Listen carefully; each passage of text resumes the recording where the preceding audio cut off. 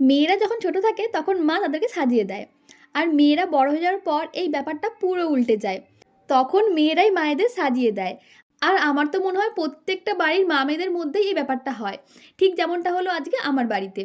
তো আজকে আমার মায়ের ছিল একটা বিয়েবাড়ি। তো বিয়েবাড়িতে যাওয়ার আগে মাকে আমি সাজিয়ে দিচ্ছিলাম। আর আমার মা তো সাজগোজ করতে ভীষণ ভালোবাসে। তাই মাঝে মধ্যেই মাকে আমি মেকআপ করে দেই। আর মেকআপ করার পর তো মা খুব খুশি হয়।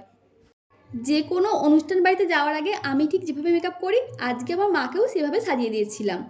আর জানো তো আমার মা আমার থেকেও সাজগোজ করতে বেশি ভালোবাসে। আর এই বয়সেও মায়ের এই সাজগোজের প্রতি ভালোবাসাটা দেখে আমার তো বেশ ভালো লাগে। তো যাই হোক, মায়ের পুরো ফেস মেকআপটা কমপ্লিট করে এখন হেয়ার স্টাইলটা করছিলাম।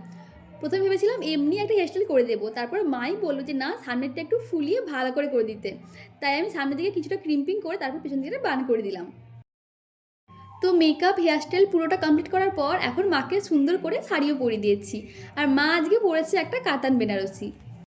আর সবশেষে যখন জুয়েলারিগুলো পরিয়ে মায়ের ফুল লুকটা কমপ্লিট করলাম তখন তো মাকে দেখে চেনাই যাচ্ছিল না। মাকে দেখতে ভীষণ সুন্দর আর ভীষণ মিষ্টি লাগছিল। রিসেপশনের দিন নতুন বউরা যেরকম সাজে আজকে আমার মাকে অবিকল সেই রকম লাগছিল।